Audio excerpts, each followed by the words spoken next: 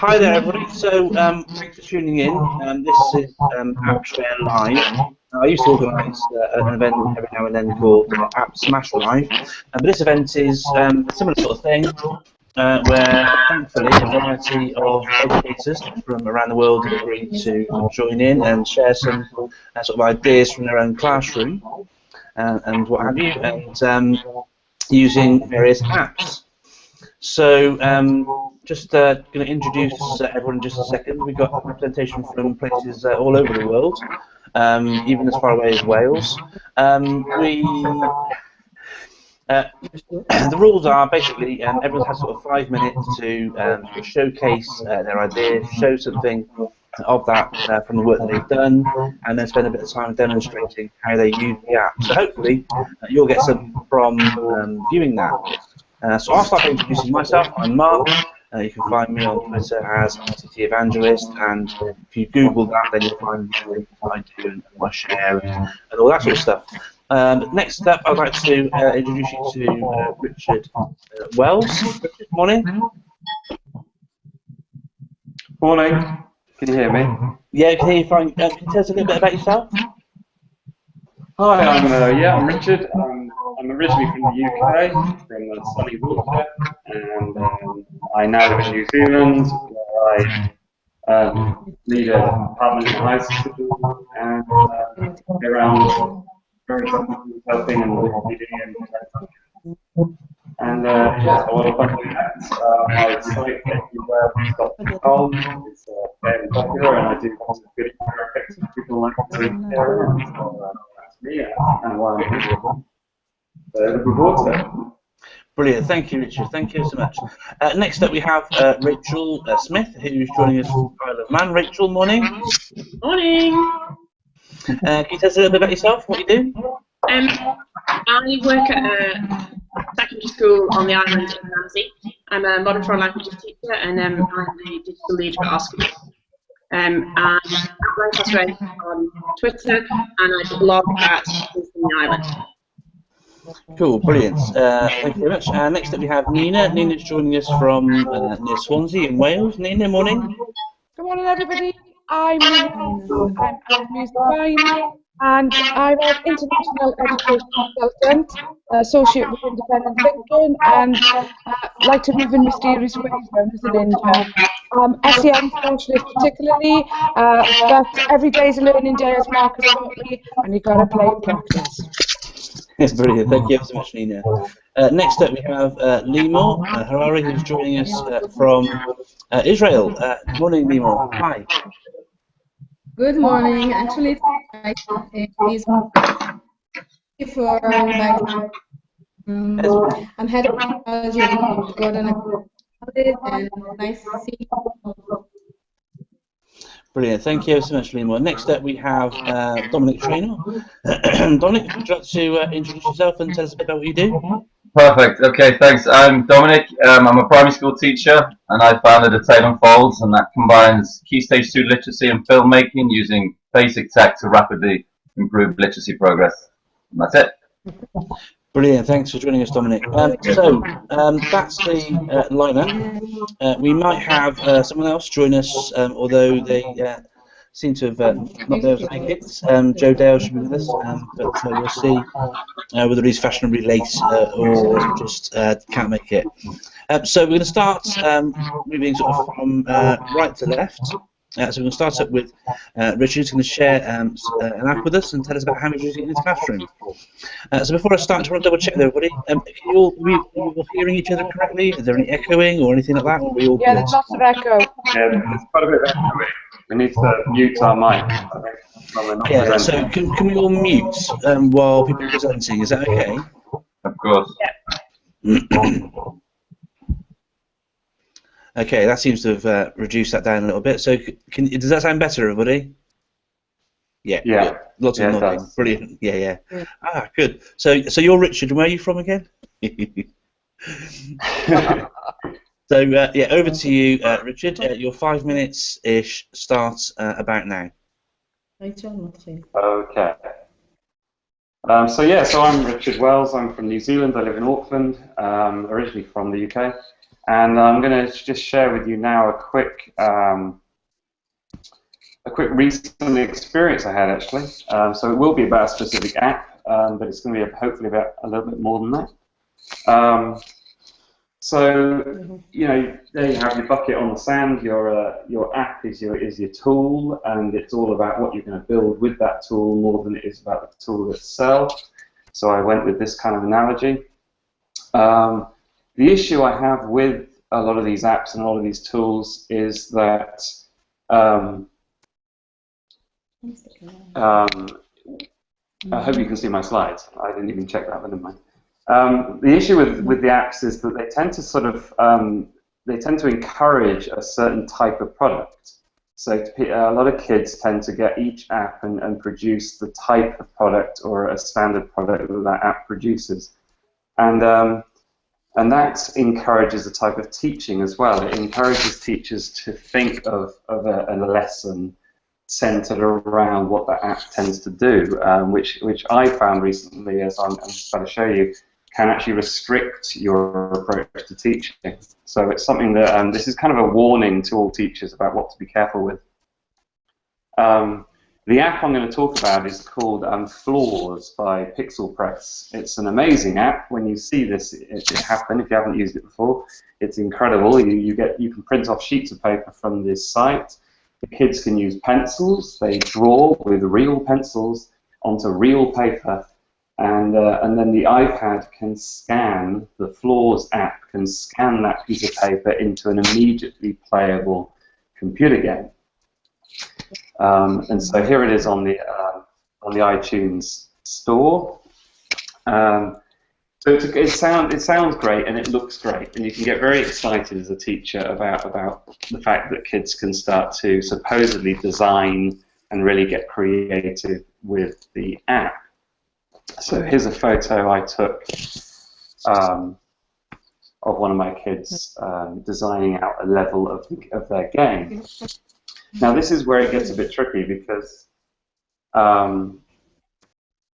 we can see kids all working on paper, and we get excited about it being non-tech because there's so much tech around these days, and the kids seem to be creating and they seem to be designing, and it's definitely elements of problem solving, and it's pretty exciting. The problem I found as I went through the first couple of lessons with this was that I'd sort of simplified my approach to just what the app tends to do, which is it tends to have them consider the sort of games that they normally play. They sit down on their own. They sit down with their own piece of paper and their own pencil. They draw something out and they scan it, and they then get to play it, and it does at least allow them to test small parts of their game, which is great. But the problem I had with when I saw my kids first trial this was that it tends to look a bit like this. It tends to look like individual students coming up with individual plans for how their game is going to operate. And I noticed in the lesson that there's not a lot of talking going on. There's not a lot of discussion. They like to try each other's, but it was very much it automatically, the app almost encouraged individual workflow. And I'd already done with the same students earlier in the year around website design. I'd done a whole thing on design thinking, and I have this infographic that I use for my design thinking process. And I got really frustrated with myself because I realized that I'd launched into getting all excited about how wonderful and kind of magical this app was, without really contemplating the depth of thinking that the kids were putting into it, and certainly the depth of collaboration that the kids might get from it. Because earlier in the year, those same kids had looked a lot more engaged and a lot more thoughtful about the process around designing something, and that's because we'd done tasks, a proper design thinking task around collaboration. And so all I was going to do is I was going to say that Pixel Press Floors is a fantastic app, and it allows them to get really into designing games. But you've got to, as a teacher, be very careful that you get them to ask the right kind of questions to begin with, which is when you design a game, what would make it sell, what would make it work on the App Store, and what would keep gamers trying again and continue to play it. Get them to ask questions of each other about the complexity of the levels and what makes things more difficult or too easy or too hard to play. If a game is too hard to play, people give up. If it's too easy to play, people give up because it's too boring. So there's a whole load of levels of thinking and learning around this that you've got to guarantee that you do without getting too simplistic and too excited about what the app does. So I then found that Pixel Press actually have a design thinking section on their site. So make sure as a teacher you check that out. It comes with worksheets, it comes with process, it comes with examples. So yeah, definitely make sure you check that out. It has a whole video, and I've actually covered it all on my site in terms of this whole process I went through with this app. I've already posted on it. So here you'll get the slides for this presentation at this tiny URL. You'll get my design thinking intro from my site with that infographic here on this link. So if you go to these slides, you can click these links to get there. You'll get my post on my issue I had with this experience. I've linked to the sketch guide. That's the actual printable worksheet that takes them through how to use the app. And then also their video on design thinking. It also, believe it or not, comes with a one day and a 5-day set of lesson plans on the site. So it's really good, really well resourced, but make sure you keep those kids thinking at a deeper level. And I think that's my presentation. Brilliant stuff. Thank you so much, Richard. Thank you. Great stuff. Thank you very much. Really well presented, and clearly a lot of time and effort got into that. So thank you for taking the time to do that, and for creating a resource that people can access afterwards as well. Brilliant stuff. Thank you. Yeah, no problem. Cool. Right. So next up we have Rachel Smith. If everyone could, if you have unmuted, just mute yourself back again, please. That'd be great. Rachel, make sure that you unmute yourself. And so now it's over to you. I believe you're talking and sharing with us about paper 53. I am. Can you hear me? Yep. And can you see that? Yep. Yep. Yep. Okay. I want to talk to you about paper 53, which is an app that I use an awful lot in my classroom. I'm a languages teacher, so often we have to do what might seem very, very simplistic things in order to ensure that our students really do understand the language. And they rely on a languages teacher an awful lot in order for them to acquire vocabulary. So I find, first of all, paper 53 to be extremely beautiful, simple, and really, really, really flexible. And I've also found that drawing has helped reduce cognitive load for students. So I'll just quickly take you through the app. When you open the app, you get this kind of page, and you have two kind of toolkits. The first one we're going to look at is this that's at the bottom of the screen. If you tap on the ruler, it allows you, I'm hoping this is going to work, it allows you to draw perfect shapes, like that. The fill tool, if you tap on a little colour on the right-hand side and then the fill tool, it fills each of your shapes. And the scissor tool allows you to cut round a shape, or anything in fact, and move it, or in fact delete it. This button here is the rubber, and it allows you to clear everything on your screen, or the ink, or the photo, or what have you. The next set of tools are the drawing tools. We have, I'll just show you, a fountain pen, oops, a pencil, a fat felt tip, a thin felt tip, and some paint. And again, obviously we can clear everything using our rubber. So what ways do I'll just quickly show you actually. You can change your colours. They come with preset colours in this palette, but you can actually adapt your colours. So if you tap on a colour, it kind of pops out. You can drag it into here. you tap on the circle and it allows you to alter the colour. And you can then hold it again and drop it back into your palette. Likewise, this is how you would put a background colour on. So if you tap on the colour, it pops out, and you can drop it onto your background. One of the tasks that I do with students is often we introduce vocabulary to them, but then we want to know whether they've really understood it.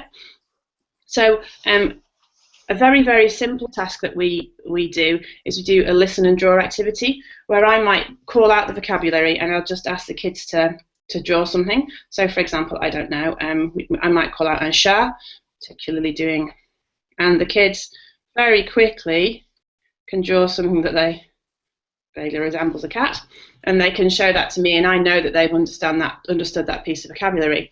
It works really well if they work in pairs, particularly if they're describing something. So one of the things that we do is we describe houses or where we live or our village, and they can work in pairs. One of the kids can describe and the other child can draw, and once they finish the description they can share their picture, and the kids can actually see for themselves whether they have understood what's been said to them in the foreign language. And I know if you're a massive Samo fan, this isn't exactly what we might call redefinition, but you know, I don't really have any qualms about that. I think sometimes it's important that you use the tools that are in your classroom that happen to be on your desk to establish what has been learned by the students that are sat in front of you. So that's listen and draw, and we use it quite a lot. One of the other things that's really nice in the update to paper 53 is that the kids can take photos and they can add them into 53. So what you can do is you can tap this this little camera icon. Can you see in the middle there? You can tap that camera icon, oops, and you can add a, oops, I think I've done this actually. I have. You can add a picture. This is a picture of my classroom actually. And what you can do is you can spotlight certain elements of the picture. So if you tap on spotlight, you can draw around an element of the picture and it highlights. And then what the kids can do is they can write on that photo like this.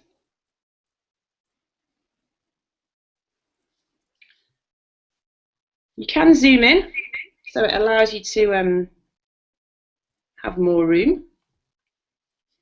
And zoom out again, you can see how that works. I've got an example here. Where is it? This is one, this is a lovely Chris Moyes. He was talking at a conference that I went to about lesson observation. So I just took a picture of the main screen, and then I wrote my notes around the photograph, and actually it kind of helps you to remember exactly what was going on in that session. And so that's another way that we can use it. One other way that I like to use it is to, there we go, to sketchnote. I've done a lot of work with sketchnoting with my students in my classroom. Lots of students really like it, and again I think it helps to reduce this whole notion of cognitive load. And it doesn't work for every student, but sometimes you just have to show kids an idea, and if it resonates with them, they'll use it, and if not, they'll use whatever method works for them. So if you're going to look at sketchnoting with your students, you do need to put in a little bit of preparation time. You need to show them exactly what a sketchnote looks like. You need to spend some time with them drawing pictures of very simplistic things like watches and light bulbs, and so that they have this bank of very simple very simple pictures rather, that they can use in their sketch notes. Now my students don't necessarily use sketch notes in a kind of live way where they're listening to the teacher talk and they're making notes. A lot of my students use it to help them recall vocabulary. So what they'll do is they'll get their vocabulary book out, which is very boring. It's black and white, and they'll make a more colourful and maybe, to my mind, a more productive revision tool using sketchnoting. So that's sketchnoting, which we use. Also, you can use these lovely tools at the bottom to help make flow charts. And here's my lovely flow chart about how to make a cup of tea. But because they make nice square boxes, kids can create flow charts and mind maps very, very easily using the paper 53 tool. And one last thing I'm just going to show you. Mark, have I still got time, or am I running out of time? You're okay, carry on, it's fine. Okay. One thing that I do like to do with the kids is I like to try and make little animations using paper 53 and explain everything. So one of the things that we do is we talk about the stuff that's in our school bag. And so what I get the kids to do is I get them to draw in 53. So what I'm going to do is I'm going to draw my pencil in my school bag. And as you can tell, this isn't an art class, and it's quite important to let them know that it isn't an art class. We draw our pencil very quickly. And then what we do is we need to save this particular image without the background on. And the way to do that is to tap the circle in the top right hand corner. It's got my face on it at the minute. If you haven't logged into to paper 53, it'll just be the 53 symbol there. So if you tap on that and you tap on the cog for settings, sharing and export, okay, and you need to make sure that this button at the top is not orange, yeah, so you're sharing it without the background colour on. We're going to save this, share to, saving my image, and then what I like to do is I like to put it into Explain Everything, which is the app of all apps, and I have some stuff already sorted. So I've got my school bag already. Just going to crop it down a little bit, like so. I'm going to add that in there, and I'm going to add in my pencil that I also drew in 53. And again, I'm just going to crop that.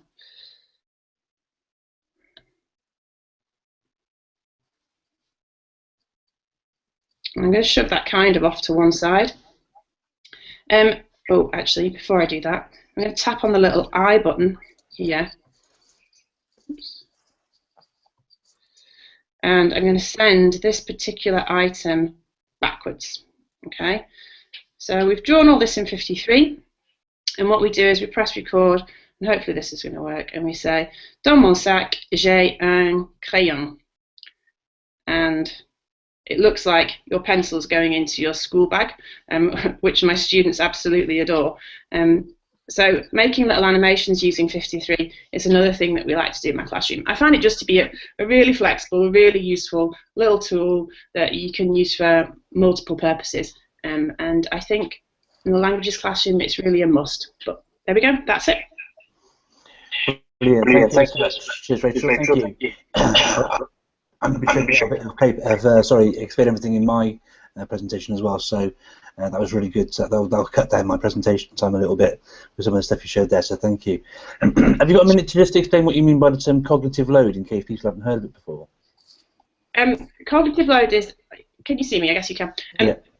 Yeah, cognitive load is, the idea is that there's a few strands to your brain, so there's like a visual strand, there's an auditory strand, and if you, for example, just stood and lectured at a child constantly, then all they would do is they would just be operating in one strand, and it's too much for them to take on. So sometimes you can make the learning easier for them by enabling all these different strands in their brain. So, for example, in my case, it would be auditory and visual. As I'm no expert in cognitive load, but that's the basic nub of it. Okay, brilliant. Thank you ever so much. Cheers. Thank you so much for sharing. Obviously, again, spent a lot of time preparing and what have you. So, thank you ever so much for sharing some thoughts and ideas from your classroom. Thank you ever so much. You're welcome. Thank you. Next up, we're going to have Lee Moore, who's going to share with us. I'll just ask Rachel to mute yourself. I think that she already has. So, Lee Moore, hi. If you could just unmute yourself now, and over to you. Hi. How are you guys? Thank you very much. I love you, Mark, you know that. I'm a fan. So, I would like to present an augmentation app called Quiver. And what I like about it is that you can show things, to demonstrate things you can't do in real life. like the explosion of a volcano and stuff. So, Sarit, my friend, is here to help me because I will not use the computer. I need my two hands. So if you can see, this is the Quiver app, okay? And now I'll demonstrate to you how we can add another layer of information to it. So, at the Quiver, sorry, hold it like that. Thanks. Okay. At the Quiver site, you can just download different kind of painting, such as soccer and stuff, but they have a special section of education. If you go there, you can download things like cell, biologic cells, or volcano, or also flags. So I will demonstrate two things, okay? So I've downloaded just a paper and asked my son to draw and paint it. And what I'm going to do is to demonstrate how I do it. It's very easy. I just open the Quiver app. Okay. I catch in 2 dimensions the volcano, and then it comes to life. Okay. It comes to life, and I can have also a quiz. If you can see, they're asking me, where is the crater? So I'm telling, here it is, here's the crater, and so on. And I can show the volcano and also make it explode. I can heat it up, you see? I can heat it up.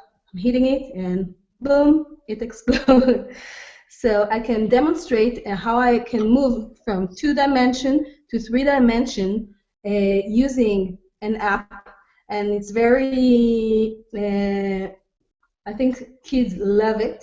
I work with kids with it, and I see they're loving it. And then I can also answer a short quiz of the volcano, where is the lava flow, okay?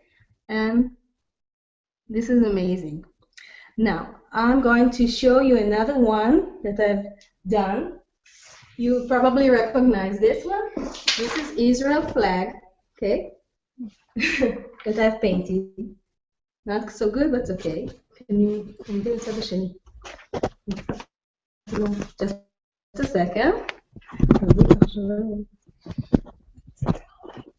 Yeah. Okay. Now it catches the flag, and now I can also swing the flag. I wrote Israel, and you can see it. And I can change to different kind of flags. And sometimes we also ask children to divide into groups, and each group can make their own flag, and not like a country flag, but their own flag, and they can use it and describe it, and it comes live with 3D augmented reality. Thank you. Hope you like it. Brilliant stuff. Thank you very much, Lima. Yeah, augmented reality has some massive potential in lots of different ways in the classroom. I particularly love Quiver because, particularly for young people, you know, when they colour it in, you know, whatever you've coloured in onto it, same with the drawings you've got there, it sort of brings it all to life for you, doesn't it? It's one of those things like Arthur C. Clarke talked about, when technology is sufficiently advanced enough, it's indistinguishable from magic.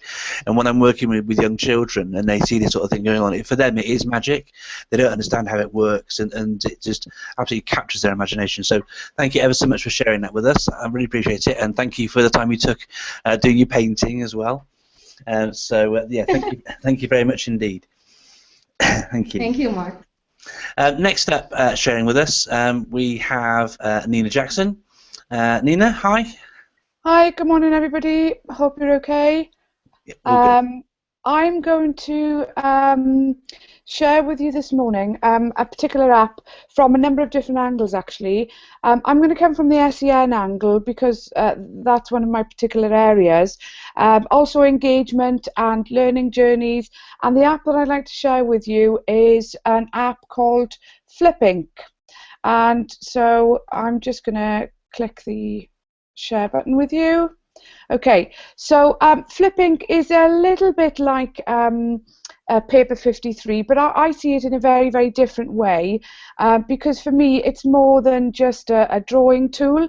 You'll end up having obviously a number of books that you can open and store different sheets in, and on the very bottom you'll obviously see to the left of the square button you can actually load up all the sheets that you've been working on. Now, I came across this particular app when I was embarking on some particular sort of sketch-a-doodling for myself, really, to do with Teacher 5-a-Day sketch. However, what you end up having is a clear screen, and you'll see it is a little bit like paper 53, but yet it's also very different. Now, if I'm thinking of using this from an SEN angle, then obviously this is a tool that can be used for some cursive practice. On the bottom right-hand side, you'll see where there's a red plus sign. There you've got these options, obviously, to change the paper in the background. So you've got some great sort of lined or grid sections. You've even got some music lines as well. And your fill can be a different colour. And this is particularly good sometimes if you've got students who've got dyslexia or dyspraxia or dysgraphia. So I'll go back to having a main plain sheet, and these options again on the right hand side on the bottom, they allow me to actually either use the specific camera where I can actually load a picture there and then, nothing very stunning obviously from my living room, or I can add a picture from my gallery, as we all know. So if I can take something from yesterday that I received, I can tilt it around, make it smaller, I can lock it so that I can then go in and start maybe doing some drawing or some writing. And you'll see on the very bottom here that I've got a number of different options. So I can change the palette colour, so I'll make that a green, and I'll go into the writing section, and then I can change the different types of pen I've got, a fountain pen or a felt pen, or maybe even some paint as well. And again on the bottom right hand side, if I click the double bar to the left of the grey palette, then you'll see there are a number of other basic colours there. And also as well, I can decide on the size of the actual pen. So if I want to write good morning to you or hello and so on. The great thing as well is that you've got the option of inserting text. So I can insert some text, I can make it small, I can tap on it, I can lock on it, I can make it bold, and I can also change obviously the font and the size of the text. Now, where does this actually come in use with children in the classroom? Well, if I just share something with you that I've recently been working with children. These are groups of children who were really struggling with revision techniques and how could they integrate something very different in their learning, rather than just maybe using post-it notes or something similar. So you'll see here that these were from a group of children who I've been working with recently, who wanted to share something that they had been doing in their class, and I introduced them to Mojo masks. As you can see, they inserted some particularly brilliant pictures of themselves, and they inserted some text as well, and a little bit of a thank you on the top. And because I'd shared with them previously some of the doodling that I had done myself, for something similar, because obviously doodling for learning and keywords and things can also be pretty effective. They were really inspired to then look at something like this, and they did this together. And what was really nice is that you can see obviously I can erase things, and I did a complete mistake there, but I can undo with my undo button. And for me, this is a multi-tool really when you think of it, because you can insert so many different things in a particular area that it can be a visualization tool that can hook kids in many, many different ways. And as I said to you, you know, with regards to SEN students, imagine doing some cursive practice and creating a new sheet, you can insert some text of which maybe the student could actually then draw across. So if you had a particular picture of some text that you wanted to add in, you could do that, or the child then feeling quite sort of comfortable with the fact that you know, even just using your finger, it's pretty amazing.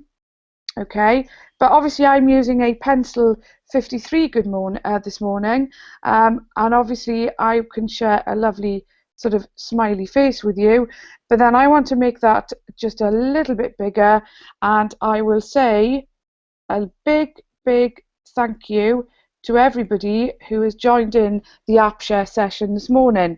So it isn't just a writing tool, it's the fact that you've got different types of backgrounds that you can use with all the children, and for me it just works as a multi-tool where I can save lots and lots of things in different types of diaries, as you can see on this massive sort of booklet here. A long time ago, this was my first trial. And for me, it was great that I could insert a picture and then write over it. But obviously, as you can see, as I progressed, I got a little bit better. And children have also seen the impact as well in their own classroom, coming back obviously to this group of students who said that mixing all the different types of apps as well and being able to put it into Flip Ink was rather brilliant.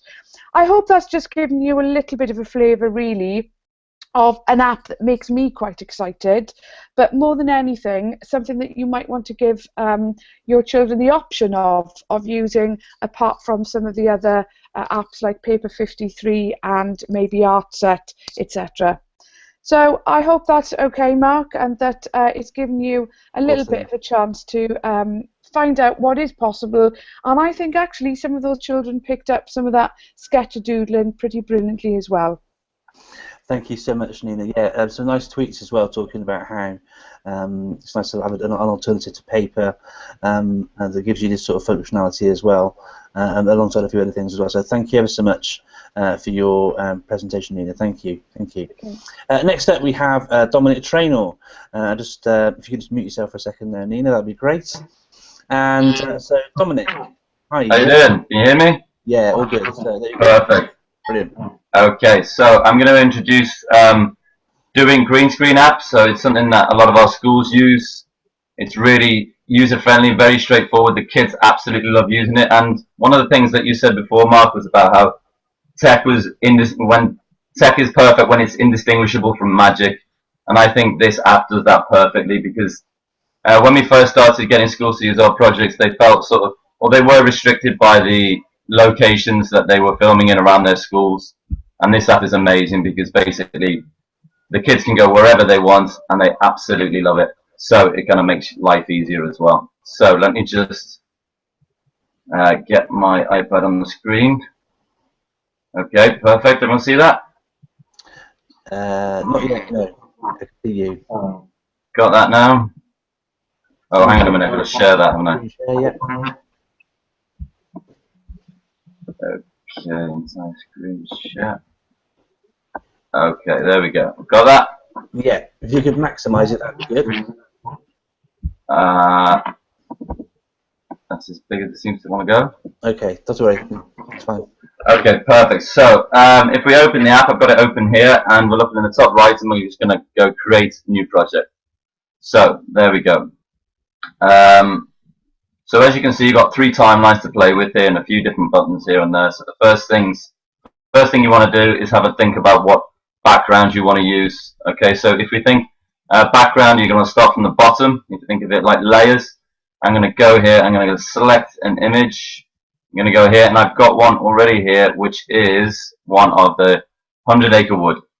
Okay, we did some training with some teachers recently, and they were doing some Winnie the Pooh stuff. So you'll see that it predetermines the length of an image when you put it on the timeline. So I'm just going to push my finger on the right-hand little box there, and then I'm going to, hang on a minute, start to move. There we go. And I'm going to create that clip. I'm going to make it 25 seconds long. There we go. That'll do. So move back to the start of the timeline. Perfect. Now you can preview at any time by clicking the play button that's in the middle there, but there's not a lot to see right now. So what we're going to do is we're going to put some video footage in the timeline above. Okay, and I'm going to select some video here. I'm going to have a look, and I've got a little clip here. You can preview at any time just by pressing the button at the bottom. Right, there's Winnie the Pooh. Perfect. So we're going to use it. Okay, now it goes in there. So this is where the magic happens. So if you click the color wheel that you can see just towards the bottom on the right hand side, then you match the color of the background. I've used a shower curtain which was £7 from Asda, and if you match up the color, it basically takes the entire background away. So I'm just gonna, there we go, I think that's the best one. So when that's done, I'm gonna go in there, and now you've got somebody actually in the 100-acre wood. Brilliant. Okay, now you will see just on the right hand side of this lovely teacher here that there is a section of the or the pink screen background that I used that hasn't actually been in shot. So what I'm going to do is I'm going to show you the crop tool here. If you click on the crop tool, you can just drag the corners in. I've just taken that bit of the non-pink background off. Click done. See is that you can move this person about by pinching with 2 fingers to scale, or just using 1 finger to move them about. Hopefully you can see it on the screen. Okay, so we're just going to have a little preview just so you can see that.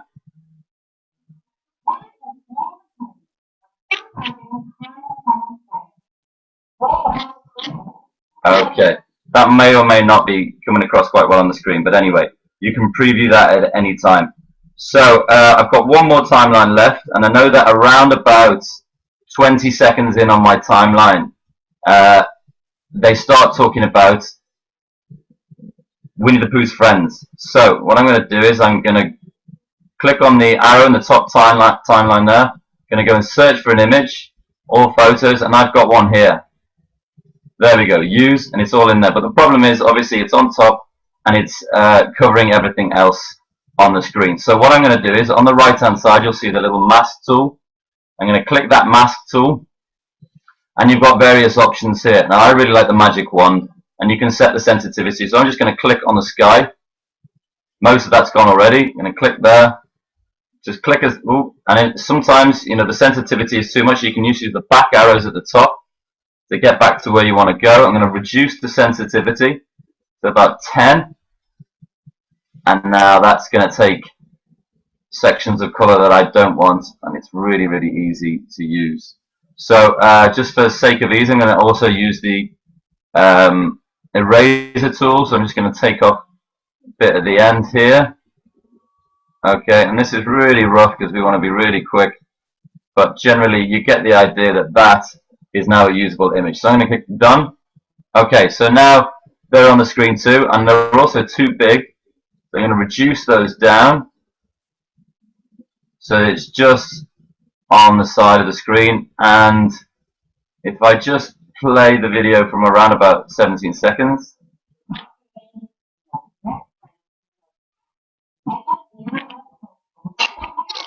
Perfect. So it's bringing other characters in whenever you want them, from an image or even from a video. So that's what I'm going to show you now. And what I might do is I'll go to the start here. I'm going to add some video, and what I've done is I've gone onto YouTube and I've downloaded some green screen videos. If you go on there, there are just so many that you can choose from, and I just thought it might be a bit of fun if we took a clip of a lion. You can see it's already got its green screen background. I'm going to use that one. It pops it in straight away. We've got this. It even does, because it's so perfectly green. It actually, if you look on the color wheel, it already matches it up for you, so you don't even have to do anything. And so we can reduce that down. I'm going to make the lion just sit under the tree nicely. Okay, now if I play that,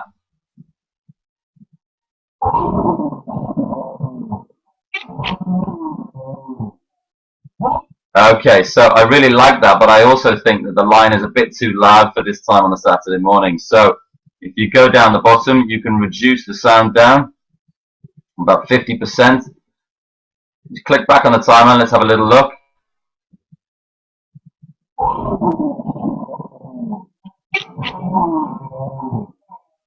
So I would probably even reduce that down further, maybe to around about 30%.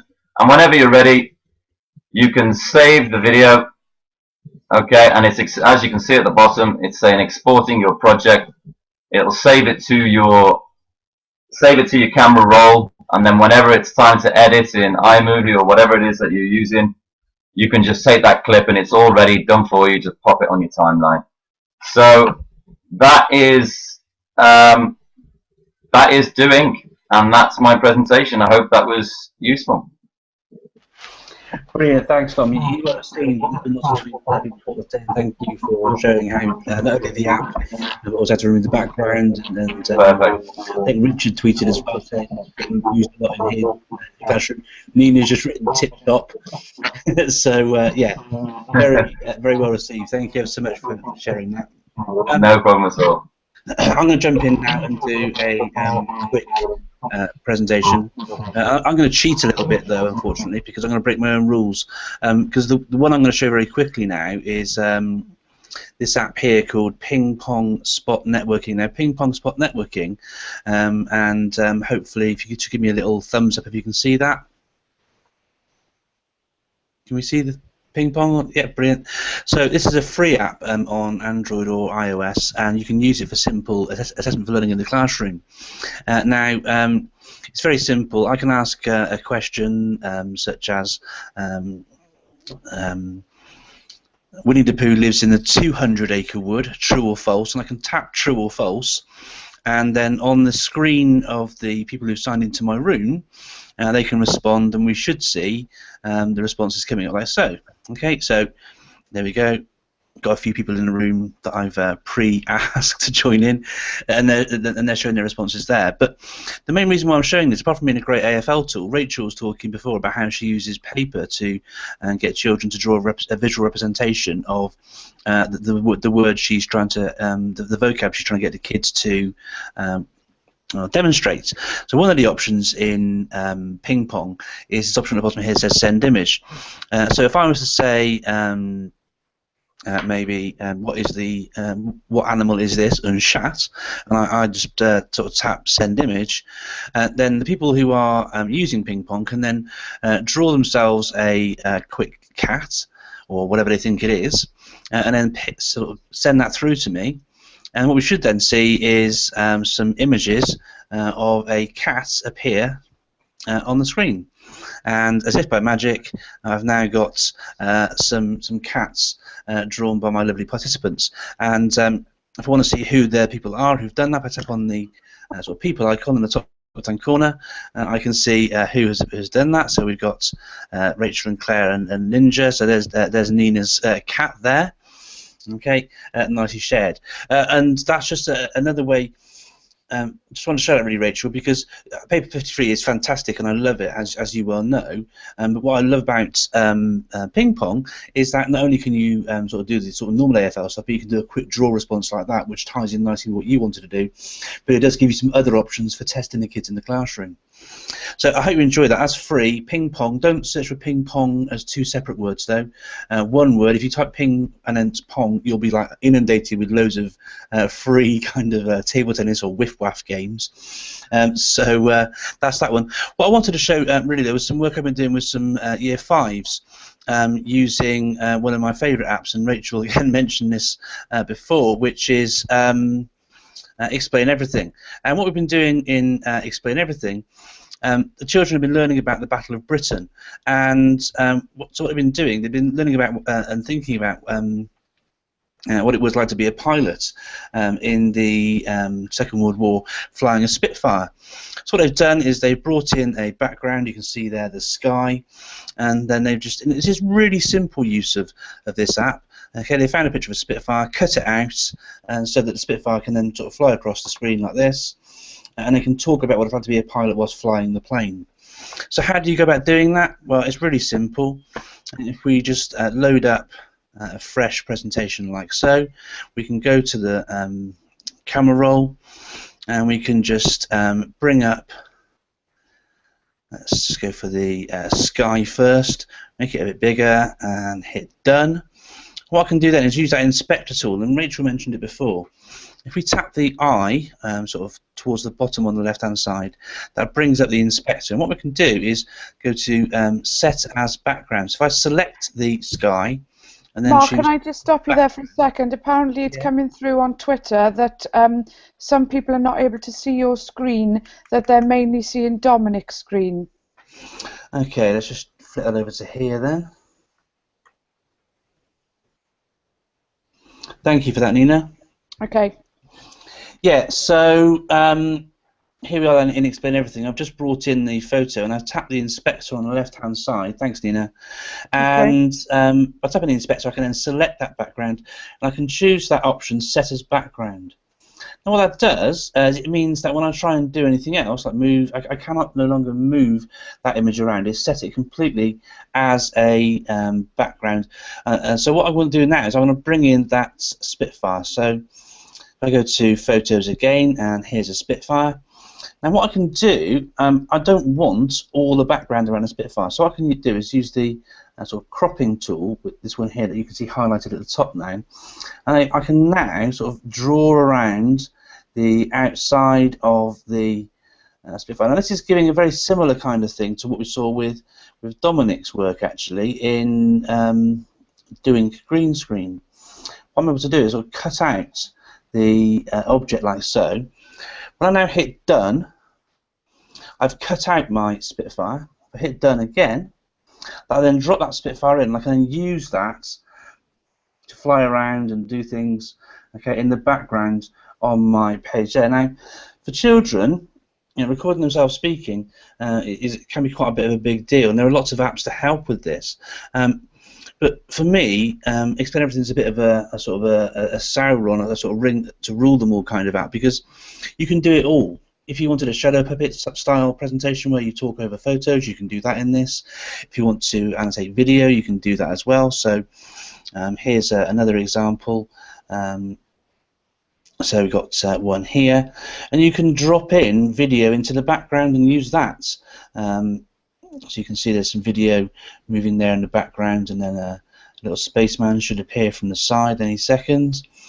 And so you can do some really fantastic things using Explain Everything. You don't have to do things quite as complicated as that. But the children have created some absolutely fantastic work just off the back of a very simple process using Explain Everything. And for those who couldn't see Pingpong before, I'm just going to flop back into there again a second quickly. So if I could just ask Nina and Rachel to join me again in Pingpong. So just to show you again, here's the ones they did before. So they drew some cats. So there's Rachel's cat. Okay, and this is the main screen that you have with Pingpong.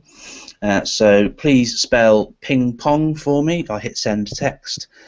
There are lots of ways in which you could use it. It could be that Rachel actually asked the children to spell the French word. So please spell the French word for dog, you know, and then the children would type in chien or whatever the word would be, and then you got that response from every child in a classroom rather than just the one who might answer you verbally, which is where the power of technology in the classroom can really come to the fore. So there's some ideas for you.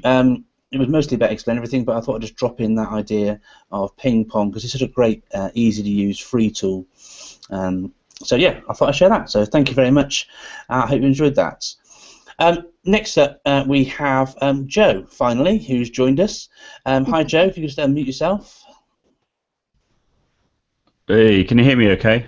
Yeah. We can. Hey, brilliant. I'm so pleased to finally join you all. I had nightmares with my computer and it being very slow, but I've restarted it all and hopefully it's going to be okay now. So I've got, I think I'm all set up, so I'll just share my screen, if that's okay, which is here, and then share. Hopefully you can all see my presentation. Can you all see it? Yeah, you're blinking and everything. Hang on. Right, it should say Q&A, reordering and feedback with the Opinion app share live 12th of December, yeah? Yeah, brilliant. Brilliant, okay, fantastic. Okay, so what I thought I would do was I'd start off by showing you a couple of slides on the presentation, which hopefully that's loading now. I thought I'd focus on one particular app called Opinion, which I think is fantastic. The image hasn't appeared there, never mind. Anyways, yeah, so Opinion is superb. What Opinion allows you to do is record audio, edit audio, change the order of different audio sections as well in your recording, and I'm suggesting that you can use it for dialogue work, question and answer, reordering, and giving feedback. Now, if you want to download the app, you can download it from here. And what I'm going to do in a second is I'm going to actually show you how it works live. I have actually done a presentation, but I thought showing you how it works live would be better. So if you scan this QR code, you'll be able to find the app. Originally, it's designed to, or its prime focus is for creating podcasts, and you can publish the recordings that you've made. But I thought it would be interested in the way that I've described already, because for a long time, teachers, particularly language teachers, were asking me what would happen if I had an audio recording that a child had made. How could I give feedback just after a child has made a certain mistake or said something that I want to correct? But drop it in just after they've done that. So let's say you've got a recording of, say, a minute, and you want to add different feedback. You would want to then cut it in at the appropriate point, and this is a free way of doing that. Now, before I show you how this works live, I thought I'd point out there's a blog post which was written by a language teacher from Australia called Katie Varela. That's V-A-R-E-L-A. And you can see the link at the bottom there on her My Brain Said Weebly site. And she basically had seen a presentation I'd done about Opinion, and she'd written a blog post about it and shown a practical example of how she's been using it in the classroom. So if you want to check that out, you can do that in your own time. So what I'm going to do now is I'm going to go to the actual app itself, and I'm going to show you some examples of how this can work. Now, with the free version, you can record for up to 10 minutes, which is amazing, I think. And you can do the following. So I'm going to press record. I'm recording right now. So let's imagine I'm saying the following. Question 1. Question 2. Question 3. And then I press the big red record button again. Now you can see that I've it's created like a WAV file as you'd or WAV representation as you'd get in, say, Audacity or other audio recording apps. If I now tap on this now, you can see how easy it is to edit the recording. Now, if I just move my finger up like this, oh, and it's just crashed. Fantastic. Doesn't normally crash. Let me just launch that again. Never mind. Technology. Right, let's do that again. Okay, so we'll tap in here, and I'll move my finger. There we go. Perfect. Right, can you see what I've done? So I've moved my finger upwards, and then what I'm going to do now is I'm going to tap on the scissors, and it makes a cut. If I now move my finger up again, make a cut, and again, and make a cut. Now, if I want to delete, let's say, the first section, I just tap on the dustbin, like that, and remove that clip, and there we are. So then I can tap back. So you can see what I've done here is I've got the 3 separate questions. This would be if you're doing, say, let's say, dialogue work. I can then export that to somewhere like Google Drive. Now, to export that, I can tap on the export option top right, and I can tap share as file. If I wanted to publish this as a podcast, I would just tap post new episode, but I'm not doing that today. But you can do that for free, and you can publish as many episodes as you want. So I've just tapped share as file. I tap open in, and then I can then choose Google Drive, which is at the end here somewhere. Here we are. So I can tap Google Drive. I tap Google Drive, and then I can then upload it. I can tap save, and I can upload it, and there it is. It's now in Google Drive. Now I want you to imagine, go back to Opinion, and I delete all that content like this. I can now import that content if I wanted to back into Opinion. So if I tap on the icon in the top middle there, tap Other Apps, tap Locations. Unfortunately, it doesn't have Open In for Opinion, which I have told them about. Hopefully, they'll introduce that. But anyway, I can tap Google Drive, as you can see. I can tap on the account, and then I can then search through and find the track and import it back in. I'm not going to do that right now. I'm just going to do this again, if that's okay. So let me show you again. Question 1, question 2, question 3. Okay, so if I just cut that up again as I did a moment ago, and then let's imagine that you as the teacher have created an audio file, you've shared it with the students via Google Drive in the way that I've shown you, and then the students can then listen to it and then put their answers in. So let's imagine I wanted to put answers to the questions, question 1, question 2, question 3. When I'm saying question 1, question 2, question 3, I'd actually be saying the actual question in the target language, but for now I'm just saying question 1. So I could do the following as the student.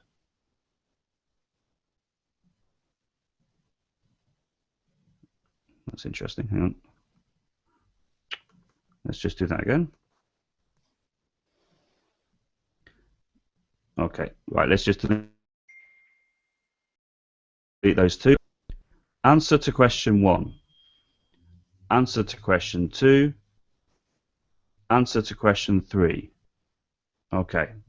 It just seems to, hang on, let's just make sure I'm still back on there. Ah, it's just taken me out. So many technological problems today. Right, the air server's just crashed, I think. Let me just give me 2 seconds. Yeah, just come back to you, Joe, that's all. Yeah, don't worry. Right, I'll just launch air server again. I think I need to get a new computer. Right. So you were seeing the separate questions, and then I was recording my answers to the separate questions, and then I'm going to show you how easy it is to change the order of those the question and answer. So in other words, what you can do is you can record the question, record the answer, and then just reorder the order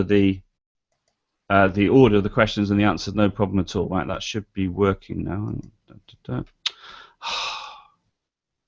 Sorry about this.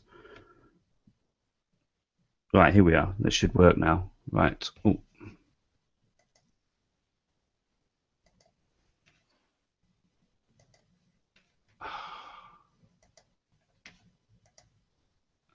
Right, here we are. Right, you should be able to see that hopefully now. Let me just make sure I've shared the screen again.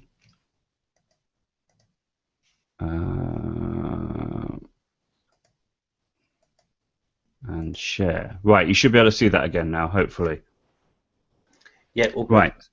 Perfect. Right, okay. So just to clarify therefore, what I've done is I've got my 3 questions and I've got my 3 answers, but my 3 answers is one file. So if I tap on the last one and I just right, okay, never mind. Right, okay, tap on here and then I just cut this up again. There we are, like that. So I've got my 3 questions and my 3 answers, and now all I need to do is change the order. So if I hold my finger down on the 4th track, I can change the order, as you can see. Hold my finger down on the 5th track and change the order, and now they're all in the correct order. So if I were to press play, it would say question 1, the second one would be answer to question 1, third one question 2, answer to question 2, etc. So by using Opinion in this way, you can record an audio file, share it with the teacher. They can give feedback at the end of the recording the way that I've just shown you, and then make a cut and then drop it into exactly the right place, make another bit of feedback, drop it in the same place, or you could use it in a classroom situation if you were doing, say, dialogue work. You could share the same iPad, you could record a dialogue, and then one person could reorder it, and then the other person has to then put it back into the correct order. And you can also use it for feedback via students as well. So it's a free app. It's amazing, I think, for Q&A, feedback, reordering, and if you wanted to finally publish what you've just done as a recording, you can tap on here, tap on Post New Episode, give it a title, we'll call it App Share Live. So you could just use it as a podcasting app if you wanted to. Tap Post, and there we are, open in Safari, and hopefully now you can see I've got the link jodell.madewithopinion.com. And there we are, and my recording is there. So I appreciate I had a few technical issues there, but hopefully you've understood how that works. So it's a great podcasting app. You can also use it for dialogue work and feedback in the classroom. Thanks for listening. Thank you so much, Joe. Thanks for sticking with it, and Yeah, good to have you on. Thank you ever so much. Listen, we're about 5 minutes over the hour, so just want to sort of wrap up pretty quickly. But just a quick thank you again, really, ever so much to Richard, to Rachel, to Nina, to Lemur, to Dominic, and to Joe for joining us. Lots of people watching as well, and some great feedback on Twitter, and people commenting. So thank you to Claire and Aisha and various other people who've been sort of watching in. Thank you all for taking the time to prepare such detailed presentations. I know that people who've been watching have been really thrilled with the ideas and the thinking behind what you've done. So just a massive thank you. I really should try and organise these a bit more regularly, really, because every time we do something like this, it does get such great feedback. So how about another month, in a month's time, guys? You up for that again? Yeah, Absolutely, really good. Yeah, definitely. And thanks as well, Mark, as well for pushing some of us to our limits and inviting different people on. It's good for us to be tested and all about playing practice. So yeah, I agree. Thanks. Yeah. Brilliant. Oh, thank you so much. Well, look, guys. It's a watch again affair, so it's on Google Hangouts on air. So if you want to watch this back, you can go to my YouTube channel, which is youtube.com/ICTevangelist, and you'll find this there shortly, so you can watch back again. I'm just going to do what I forgot to do before, which is present myself so you can see me. So yeah, watch back on YouTube. I'll also put it on the blog so you can maybe find it a bit more easily. But yeah, I think that just leaves me to say thank you again to all of you for sharing. Thanks to everyone for watching, and just want to wish you all a very Merry Christmas. Thank you. Cheers. Thanks, Mark. Thanks, Mark. Cheers, guys. Ding dong merrily and high, the Yapsha levels living. I better stop it. I better stop it now, hadn't I? Do it quick. The day is ringing. La la la la la. Ah, there you go. Cheers, guys. That was class. Well done. I'm off to bed. Yeah, I bet you are. So Have great Saturday. I can tell you it was a great Saturday. You've been having a little See you in snooze January. whilst we've been doing our other presentations. No, I was just focusing on Twitter. Cool. Yeah, I tried. With the game. Seriously, genuinely, like I said before, guys, thank you ever so much. Thank you to Lemur, and is that your daughter there, Lemur? Yeah, it's Hanukkah actually. No. It is, yeah. I hope to see you all in January. Yeah, you're coming over to Bet, aren't you? Yeah, we're going to Bet until the 21st, I think. Okay, yeah, cool. The ADE event in London. Yeah, Rachel, you'll be there, won't you? Yeah, I'm coming by. Cool. Okay. Well, I'm thanks for sorry. everything, guys, and I'll catch you some way, shape, some form in the near future. If I don't catch you before, have a cracking Christmas and a happy New Year, guys. Thank you. Thank you. Thank you. Bye. Bye. Take it easy. Bye bye.